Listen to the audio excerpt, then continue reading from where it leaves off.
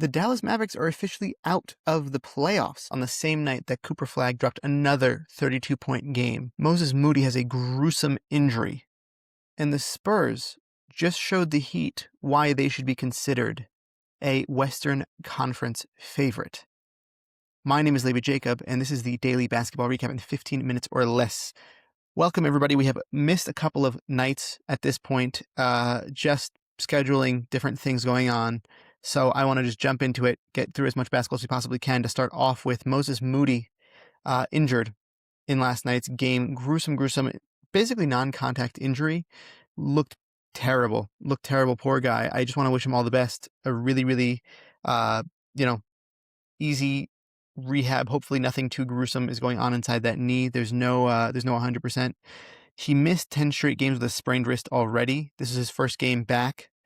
He hit a crazy three-pointer in OT and then had to get stretchered off the floor after his knee just buckled. Really upsetting to watch, and I'm sure upsetting to feel on his part. So just wishing him nothing but the best and a quick and fast recovery, so that he can come back and play for this Warriors team. They need him, and just personally that he can he can walk again. It looked rough.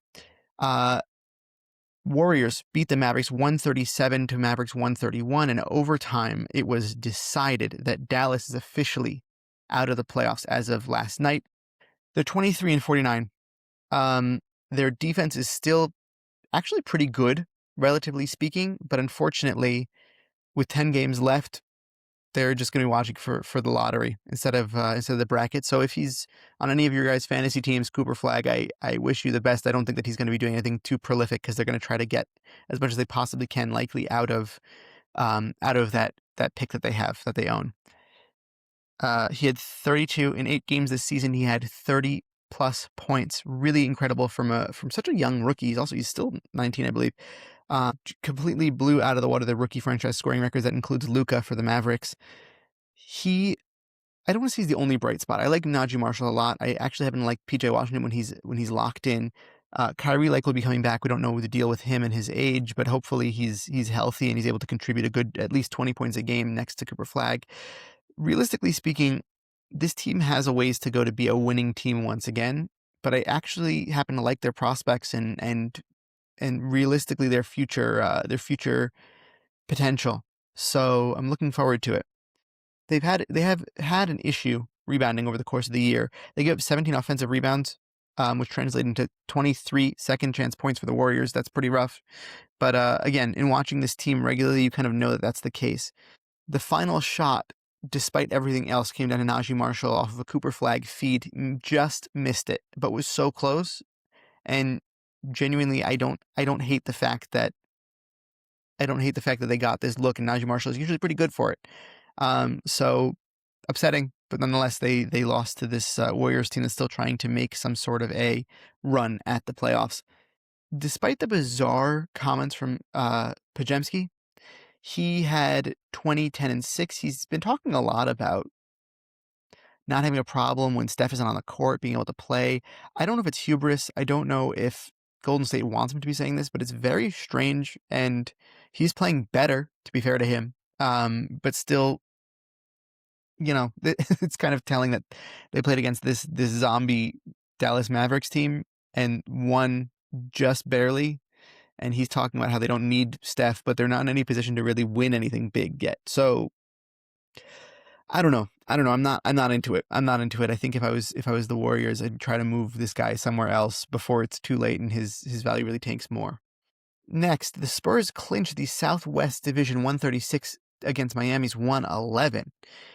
They just absolutely dominated this game. Wemby was everywhere. There's an awesome play where he was on one side of the basket. Norman Powell tried to do a reverse layup to protect, the layup with the rim. Didn't matter. He was still there. Wemby was still there. He was everywhere, blocking shots left and right. They are 22-2 in less than 2 months. That is their record in less than 2 months. This team is on a run that demands your attention right now. It's incredible. They're really doing everything. Wembanyama had 26, 15, and 5 blocks. It was the 4th time this season he's finished a game with at least 26, 15, and 5. The rest of the NBA combined has only done it once. That's mind-blowing. He's incredible. He's really incredible. He's offense and defense. This guy's going to win a lot of MVPs before his career is over. Keldon Johnson and Dylan Harper both had 21 off the bench. Stephon Castle had 19. This team is just unreal. They're unreal. It's basically, whoever's feeling the hot hand, they can pass it to him, and Wemby will do all the rest. There's a lot of great defense going on, especially from Stephon Castle. Absolutely worth a mention. De'Aaron Fox is also playing up to his level. It's awesome. This team is just awesome. They are absolutely worth it to worry about for the other teams in the West this season. And they should. Everyone should worry about it because they're young and they're only going to get more experience. So moving forward, this team is basically just terrifying to even think about facing in the playoffs. On the other side of the court, at some points during this game, they were winning by 30 against the Heat. This was in Miami. Yikes. Miami have now lost 5 straight, and they are in danger for this play-in race, is the truth, which is not where they want to be. It shouldn't be where they are because they have a much higher talent level, but just mind-blowing. Norman Powell, 21 off the bench, was basically the only silver lining, but he still didn't shoot a really high percent. He was like top scorer for the Heat. Still didn't shoot a really high percentage. This Heat team wasn't missing anybody that should make you feel like, oh, okay, that makes sense. Bam was 5 of 17. Tyler Hero was 6 of 11 with 18 points.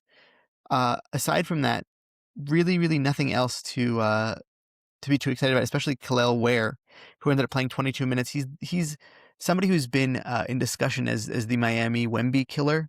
7 and 7 for him with 2 blocks, but 3 of 10 shooting. Just not a great night for him at all because of Wemby. It wasn't like, oh, Ware wasn't feeling it, whatever. Wemby was everywhere. Remember that Bam scored 83 points this season. Just remember that. And the fact that Wemby would never let him do that. It just wouldn't happen. And he would be the reason why. Wemby would literally be the reason why Bam was not able to score more than 20 points, and he was tonight.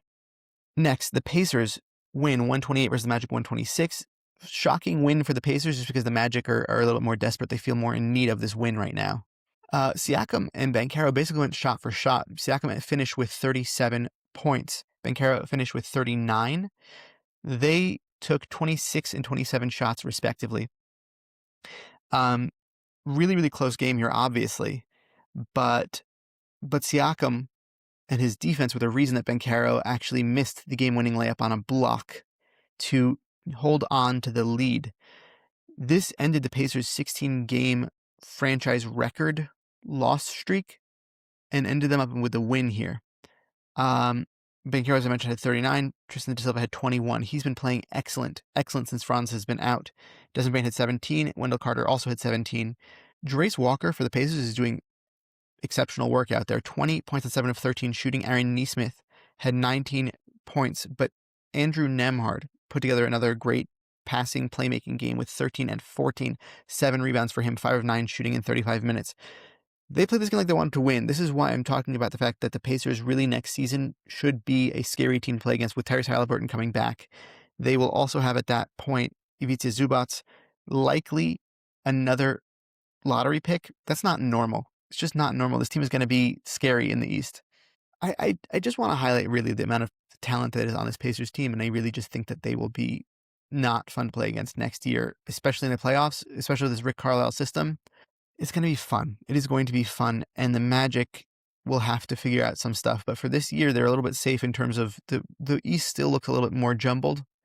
And if they play their best basketball in the playoffs, it's possible for them to be able to make some sort of late playoff run if things break right for them. Maybe some sort of championship aspiration can come to pass, but I don't think so, just based off of what we're seeing right now. Next, the Bulls beat the Houston Rockets 132 to 124. Alperen Şengün had 33, 13, and 10. Shot 16 for 19 from the field. Best shooting night of his career by far. Kevin Durant dropped 40 points. 40 points. Both of them looked like Jordan and Pippen out there, just complimenting each other, looked exceptional. Exceptional. But the Bulls just blew them away. They led by 22 in the first half, and they nearly gave it all away. Houston made a really big comeback of 38 to 17 scored. They took the lead with 112-108 with 5 minutes left. Chicago scored 14 of the final 20 points to close it out. Colin Sexton had 25. Matheus Buzelis had 23. 7 Bulls were in double figures tonight. KD with 40 in the loss. He's still that guy. The Rockets were just going to him. They were giving him the ball. He was looking smooth as ever out there with his new KDs on feet, looking excellent, looking like vintage KD performance. Didn't make a difference though because the Bulls of all teams really won it out. And this is the Rockets dropping their 3rd straight road game. Next, wow, this one was a big one also. Luka scored 32. And Lakers had their win streak snapped at 9. The Pistons beat them 113-110. Yikes. Oh man, all the momentum was going. It was looking so good, especially for the Pistons who didn't have Cade Cunningham because they won't for the next few weeks here at the very least. Dennis Jenkins was the answer to the Luka Lakers problem apparently in this game. He scored 30 points for Detroit, including the game-winning 3. That contract that the Pistons gave him earlier in the season that everyone was making fun of him for when his shooting percentages dropped off, no, he could be a lead guard. He looks like he has the talent and the opportunity for it. He's exceptional. He's such a good player, Dennis Jenkins. The question remains, can they do it without Cade Cunningham? This game was a good game to show you that maybe they can, for the time being, maybe they can keep it intact until he comes back, because Dennis, as I mentioned before, had 30 and 8 on 11 of 18 shooting, 4 of 5 from 3. Jalen Duren put up 20 and 11 as he usually does. 3 assists, but 5 of 9 shooting for him, 33 minutes. Tobias Harris, 14, 7, and 5. Duncan Robinson had 12 points. Everybody was contributing in some way or another. There was also a great play by Asar Thompson with a late game and 1 layup. Really impressive. Luke Kennard was 1 of 5 shooting. They had a guy kind of trailing him the whole game. They knew what was going on. LeBron James had 12, 9, and 10 on 4 of 10 shooting. The physicality of this Pistons team is really annoying. It really wears at you. And you can tell when playing the Lakers, they were pissed off by it. Austin Reeves had 24.7 of 15 shooting. Again, still wasn't enough. Really a good win for the Pistons to show that they mean business still. Despite the fact that Cade is injured, they mean business. They can still play competent teams when he's out. Next, the Raptors beat the Jazz 143-127. Probably Scotty's best game in a long time at this point. 27 and 10 for Toronto. By the way, Jakob Poeltl was out this game, which maybe is the reason why he had such a good game, but really showing you the all-around game that he usually is able to play. But Ace Bailey dropped 37 points, 11 of 21 from the floor, and 7 of 10 from 3. 2 blocks. 35 minutes. Ace Bailey is trying to make a late season push for Rookie of the Year. He is not going to win it, but maybe it'll at least push him up the rankings to maybe number 3, maybe number 4. Stuck in tight contention here, but Ace Bailey's looking like the real deal. I'm happy that the Jazz got him at number 5, and he's going to be in the rotation next year for the Jazz. They have a lot of special players, but a fun game that they get to show you their young talent and still lose and keep up their odds of the lottery. He looks very, very talented, and I love him in Will Hardy's system, and he should be, despite everything else, should be paid more attention to. Next, the Hawks beat the Grizzlies 146-107. That's almost a 40 point win for this Hawks team. Atlanta continues to roll. Nickeil Alexander-Walker led all scorers with 26. Gigi Jackson actually tied him for the Grizzlies, but just a dominant win. Tyler Burton was just signed to a second 10-day contract for the Grizzlies, and he had 20, but it didn't make a difference because the Hawks are one of the hottest teams in the East right now. Still no Jalen Johnson, but probably better to get him some rest before the playoffs come along. Trailblazers beat the Nets 134-99. Toumani Camara had 35. Really his best game of his career offensively. He's just like, this Trailblazers team is going to continue to surprise you. 9 3-pointers for him. 9 3-pointers, that's a career high. And 35 is also, by the way, a career high for him. But just outstanding. Denny Avdia had 18-5, and Donovan Clingan chipped in with his usual 7 and 15 rebounds. Man, just a lights-out game from Toumani Camara. 10 of 12 shooting, by the way, tonight. 9 of 11 from 3, 6 of 7 from the line. Just fed the hot hand and absolutely was worth it.